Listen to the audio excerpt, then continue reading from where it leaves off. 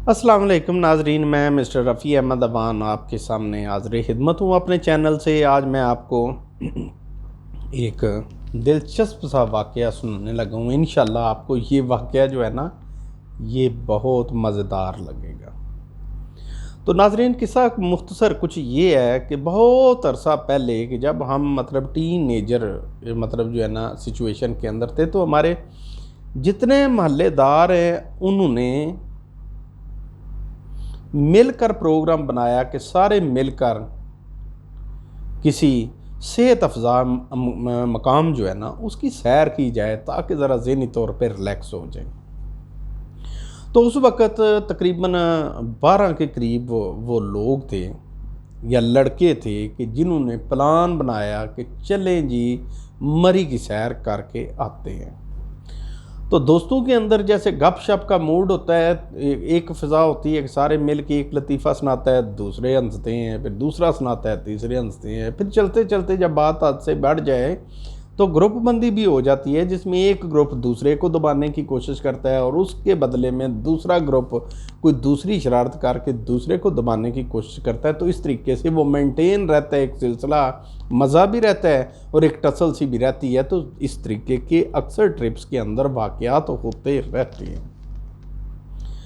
तो हमारा जो ट्रिप है उसके अंदर फॉर एग्ज़ाम्पल अगर मैं जो है ना अपनी भूख शदीद खाने के अंदर 2 रोटियां खाकर मेरा गुजारा हो जाता है, तो हमारे एक दोस्त अगर वो मेरी ये वीडियो सुने तो मुझे इस चीज़ में ज़रा माफ़ कर दें कि भाई जो है ना, तो हमारे एक दोस्त थे जो कि काफ़ी हेल्दी भी थे और हाइट भी उनकी काफ़ी ज़्यादा थी। यानी अगर मैं 2 रोटियां खा के अपनी भूख ख़त्म हो जाए तो हो सकता है उनकी 6 से भी ना होती हो, इतनी को खुराक वो अच्छी खाने के आदी थे, अच्छी भी और ढेरों ज़्यादा भी।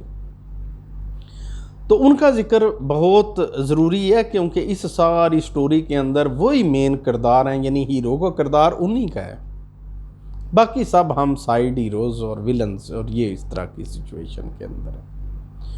तो हुआ ये कि जब हमारा सफ़र, तो हमने एक सबसे पहले तो रेंज की गाड़ी भी वो रेंज की जो पीछे से खुली थी, जैसे ये जो शाहज़ोर टाइप होती है या मज़दा टाइप थी, इस तरह की गाड़ी थी।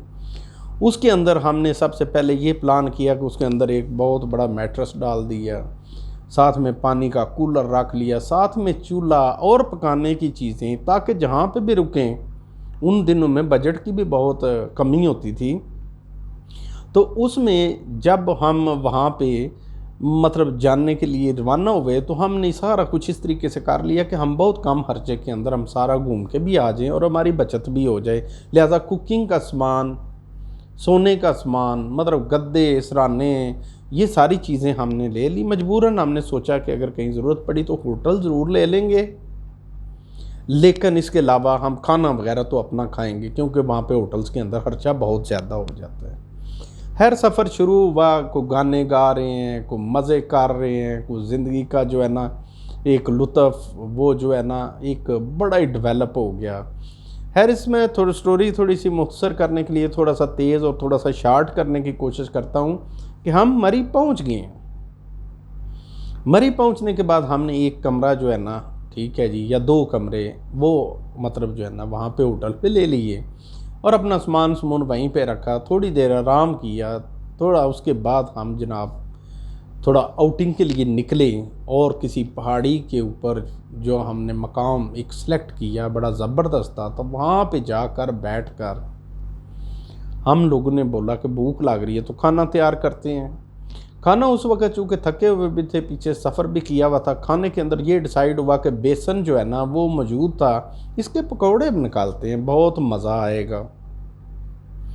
जब पकौड़े बनाने की बारी आने लगी तो जिस ग्रुप की बारी थी उसमें वो 6 जो बंदे थे उन्होंने मिलकर सारा, कोई प्याज काट रहे है, किसी ने बेसन काटना शुरू कर दी है, किसी ने ये सारी चीज़ें वो ऑयल निकाल और सारा कुछ ये करना शुरू कर दिया। उसमें जब सारा प्रोसेस सारा कंप्लीट हो गया, लेकिन उन्होंने उस ग्रुप ने शरारत ये की कि मरी के वो छोटी छोटी बूटियाँ जिनको सो कॉल्ड भांग कहते हैं, उन्होंने भी बीच में वो ग्रीन ग्रीन भांग जो है ना काट कूट के काफ़ी ज़्यादा मिकदार के अंदर पकौड़ों में मिक्स करके, तो वो मतलब जो है ना सब लोगों के लिए वो तैयार तो कर दिए।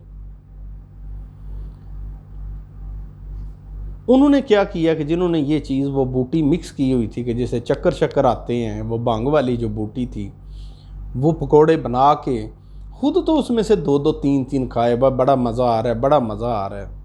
और जिनको नहीं पता था उन्होंने अपनी भूख मिटाने के लिए काफ़ी ज़्यादा पकोड़े जो है ना खा लिए। ड्राइवर को उन्होंने स्पेशली बता दिया कि आपने ये पकोड़े नहीं खाने, खाना आपको होटल में उधर खिलवाएंगे, लेकिन ये ना खाना कहीं सारों को जो है ना अल्लाह अकबर ना हो जाए। तो उसने कहा कि ठीक है। उसने तो खाया नहीं, वो तो उसको मालूमात भी थी। बाकी जिन्होंने मिक्स किया हुआ था उन्होंने दो दो पकौड़े खाए। जिन्होंने नहीं पता था वो खा भी रहे थे और सोच भी रहे थे कि क्या बात है, इतने पकौड़े हैं तो हम ही खाने लगे हैं, ये आप क्यों नहीं खा रहे हैं? नहीं हमारे भूख नहीं है, हमें भूख नहीं है। अब आप सोचें कि दो दो पकौड़े उन्होंने खाए, उनको क्या होना था? वो जिन्होंने आधा आधा किलो खाए उनकी तबीयत ज़ाहिर बात है थोड़ी देर के बाद ख़राब होनी थी, लेकिन उसके अंदर हमारे मलिक साहब जो थे उनको भूख भी ज़्यादा लगी हुई थी और पकौड़े मज़ेदार भी बड़े थे। तो मैं जो दूसरों ने जो आधा आधा किलो खाए होंगे तो उन्होंने 2 या 3 किलो खा लिए होंगे। खैर करते हुए गाड़ी पे सवार हुए, होटल में आए। होटल में होना ये था कि जो मतलब आधा आधा किलो वाले थे वो सारे उनको दिमाग चकराना शुरू हो गया और वो कमरों के ऊपर मतलब जो है ना जब लेटे तो उनको चक्कर शक्कर आए। मलिक साहब भी लेटे, उनको ज़्यादा चक्कर आए। खैर वो ज़्यादा सो गए और दूसरा ग्रुप जो है ना वो थोड़ी देर उन्होंने विराम किया और बाहर माल रोड पे घूमने चले गए। वो जो दो दो पकौड़ों वाले थे वो माल रोड घूम रहे हैं और जिन्होंने आधा आधा किलो खाए हुए हैं वो 2-4 घंटे 5 से उनकी होश ही कोई नहीं है। खैर जब उनको होश आई उन्होंने देखा कि हम चकराए हुए हैं, दिमाग चकरा हुआ है। और फिर उन्होंने इन्वेस्टिगेट किया, कोई ड्राइवर से पूछा कि तुम्हें क्यों नहीं चक्कर आए। उसने बताया कि ये थोड़ी सी सूरत हाल हुई थी कि आपके साथ शुगर लगाया है उन्होंने, वो थोड़ा सा उन्होंने मिक्स कर दिया है वो बीच में बूटी से, तो उसकी वजह से आपकी ये हालत हुई है। उनको फिर इस चीज़ का मतलब हुआ कि अच्छा शुगर मेले में इन्होंने हमारे साथ ये कर दिया, तो अब क्यों ना उसका बदला लिया जाए। वो जिन्होंने आधा आधा किलो पकोड़े खा रहे थे उन सारों में से 6 का ग्रुप जो था उनमें से एक थोड़ा सा डॉक्टरी को जानते थे, यानी उनका मेडिकल के साथ ताल्लुक़ था।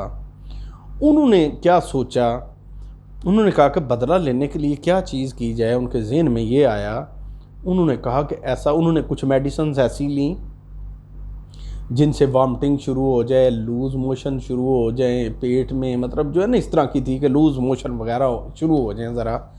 उन्होंने वो मेडिसिन ली। वापस आके जनाब कमरे के अंदर कहते हैं कि पकौड़े जो खाए हैं उससे दिल के अंदर ना वो बड़ी मतलब तलही सी हो रही है, बड़ी ऐसे ना गला जल रहा है, मैदा स्टमक के अंदर मतलब जो है ना स्टमक बर्न हो रहा है। उसके लिए ये डिसाइड उन्होंने किया उस ग्रुप ने जिसने आधा किलो पकौड़े खा के चकरा कर 6 घंटे वो 4-5 घंटे वो गिरे रहे थे। उन्होंने लस्सी का एडवाइस किया, उन्होंने लस्सी तैयार की। उन्होंने बड़ी चालाकी के साथ 2 जग लस्सी बेहतरीन बनाई, जिनमें से एक के अंदर वो सारी मेडिसिन डाल दी जिसमें लूज़ मोशन वॉमिटिंग वगैरह की पुरअसर अद्वियात मौजूद थी। ऑन द अदर एंड दूसरा जो जग था वो बिल्कुल साफ़ सुथरा था, उसमें कोई चीज़ मिक्स नहीं की। जब दोनों जग रखे तो उन्होंने कहा चलो जी पिए, आप लाएँ, हम आपको गिलास में डाल के देते हैं। वो एक एक गिलास करके डालने लगे। तो जिन्होंने तो पहले शरारत की हुई थी दे वर क्वाइट अलर्ट, उनको पता था कि हमने ये किया है और इनको पता भी चल गया और अब इसके बदले में अब जो ये हमारे साथ करने जा रहे होंगे उससे हमें अलर्ट रहना है। तो एक ने लस्सी पीने से कह दिया कि उन्होंने कहा देखो भाई बात सीधी सी है कि लस्सी हम इस जग से बार बार क्यों कह रहे हो, दूसरे तुम पहले खुद पियो, ये गिलास पहले आधा आधा पियो, तुम आधा आधा हमें देते जाओ। उसने कहा कुछ नहीं होता, बर्फ पीने पिलाने के अंदर अल्टीमेटली उनको ये पता तो चल गया कि इस जग में कुछ मिक्स्ड है और ये बिल्कुल ठीक है, क्योंकि उससे तो उठा उठा के पी रहे थे ना, ये देखो इसमें कुछ नहीं होता, तुम भी जग उठाओ। उन्होंने कहा वो जग नहीं, इससे हम भी पी लेते हैं जिससे आप पी रहे हैं। खैर ये जग एक मुकम्मल ख़त्म हो गया, या एक बाल्टी कह लें ख़त्म हो गई। और दूसरा जो मटेरियल था वो वहीं का वहीं पड़ा रहा। रात का 1-2 बज गया, गप्पे लगाते हुए, हंसते हुए, खेलते हुए वक्त गुजरते गुजरते फिर सबको नींद आ गई और सारे ख्वाबे खरगोश के मज़े लेना शुरू हो चुके थे। तो सीन कुछ ये है कि वो जो मेडिसन वाली जो जग लस्सी का बना हुआ है वो वाला वहीं पे पड़ा हुआ है।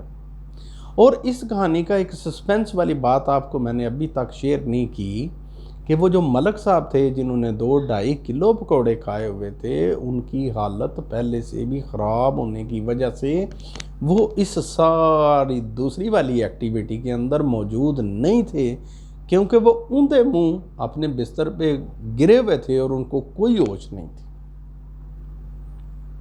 जाहिर है वो 2-2.5 किलो ने हज़म होना था, कहीं पे तो क्लियर होना था, तो तब जाके उनको होश नहीं थी। उनका मसला ज़रा और था।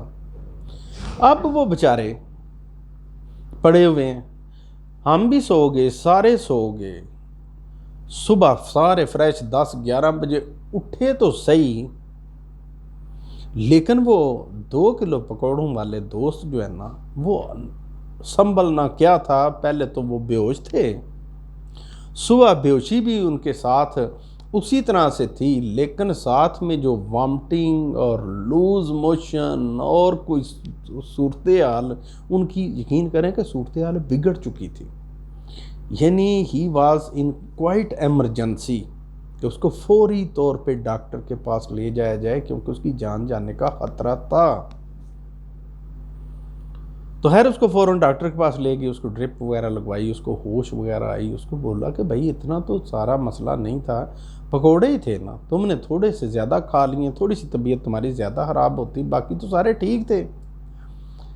तो फिर उसने किस्सा ये बताया कि कहता है कि मेरे भाइयों, असल में मसला ये हुआ कि रात को 3 बजे के करीब मेरी आंख तो खुली, आप उस वक़्त सोए हुए थे, सारे जनाब ख्वाबे खरगोश के मज़े ले रहे थे, लेकिन जिस वक़्त मैं 3 बजे रात को 4 बजे उठा हूँ तो मैं है तो बिल्कुल फ्रेश था, लेकिन मुझे भूख क़यामत की लग चुकी थी। बाहर निकल के देखा तो को मुझे मुनासिब कोई जगह चीज़ खाने वाली को मज़ेदार नहीं लगी। तो जो ही मैं आया हूँ तो मैंने शुक्र अल्हम्दुलिल्लाह किया कि जग पूरा लस्सी का बना पड़ा था। कहता है कि मैंने उस जग को पूरे को मुंह लगा के तो एक ही दौर के अंदर सारा जग अपने पेट के अंदर अंडेल लिया। थोड़ी देर में बड़ा फ्रेश रहा, लेकिन फिर मुझे पेट में ऐसे थोड़ी गुड़ गुड़ और फिर लूज़ मोशन, और मुझे उसकी वजह से हुआ है। तो असल में ये था कि वो रात को जग हम जो है ना, वो जो साफ़ था वो तो ख़त्म हो गया, दूसरा जग बेचारा वैसे का वैसे ही पड़ा छोड़ के गए कि इसकी हैर है। सारों को तो पता तो चल गया, लेकिन उस बेचारे को नहीं पता था जो पहले ही थोड़ा इस परेशानी से गुजर गया था। उसने सारा जग पीने के बाद, खैर वो डॉक्टर से दवाई लेने के बाद फिर हमारा ट्रिप कैंसिल हो गया, उसकी तबीयत ज़्यादा ख़राब होगी और ultimately we have postponed our all tour and returned back home. ठीक है जी, पता नहीं इसमें हम खुशी से वापस आए या रोते हुए आए, लेकिन ये हमारा ज़िंदगी का एक यादगार सफ़र है जो मैंने कहा कि आपके साथ शेयर कर दूँ। अल्लाह हाफिज़।